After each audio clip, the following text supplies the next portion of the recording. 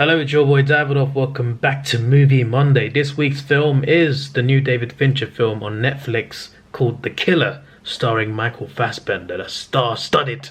After a fateful near miss, an assassin battles his employers and himself on an international manhunt he insists isn't personal. Very interesting. So this sounds fun. I heard it's actually very good. Like, I was going to watch it anyway because I saw the trailer. I thought, action movie, Michael Fassbender, Fincher's directing. It sounds like it's going to be good. It sounds like even if it's not good, it's going to be fun. And then I'm hearing all these reviews. Apparently it's like actually really good. Like, it's not just a fun time throwaway movie. It's actually, apparently it's a really good movie. So I'm looking forward to it. And I do love a bit of action. So yeah, an assassin movie. I'm excited. And I'll let you know what I think. I like this intro. He's like, he's introducing himself as the assassin, and he's talking about how he blends in. It's like he's narrating, which I kind of like. He blends in like a German tourist, which is fitting because he's German, the actor. It's not the character.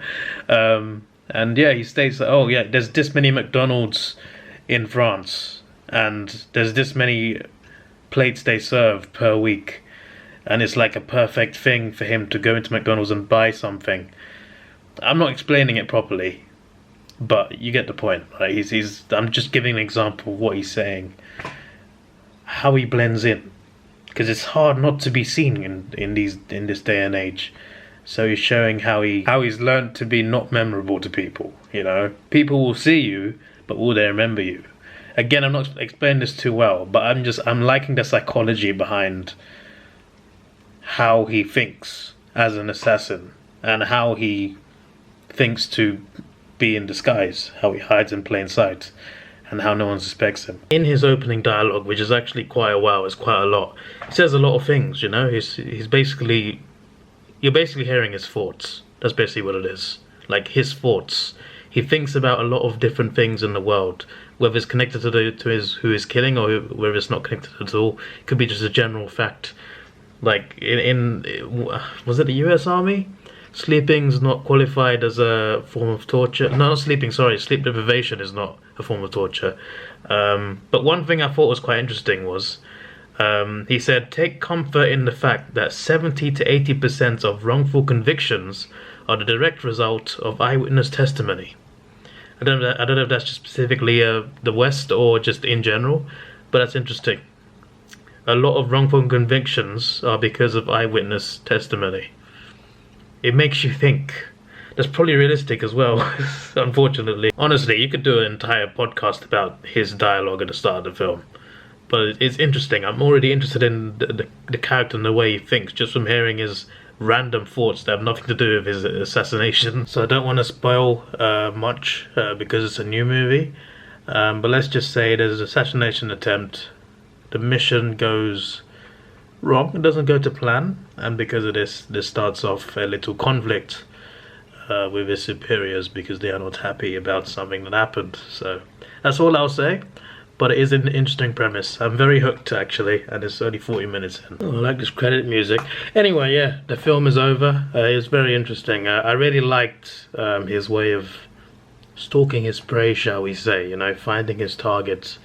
It's filmed really well, and his self-narration is kind of good as well. So yeah, it's good. It's a solid movie, and I like the way it went. The ending didn't have this like epic climax. It instead ends with this interesting dialogue scene, but it was good. It was good. I liked what it did with it, and for me, this is an 8 out of 10. It's pretty solid.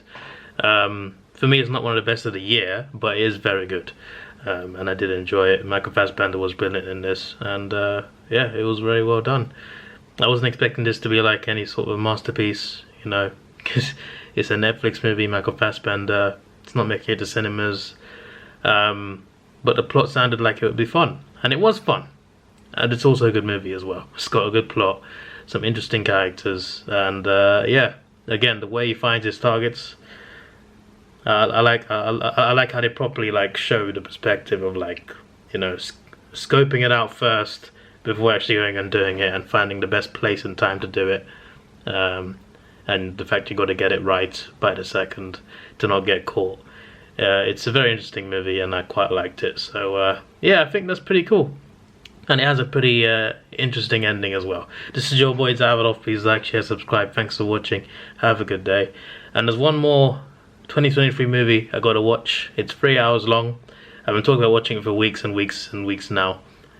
We should be doing it next week.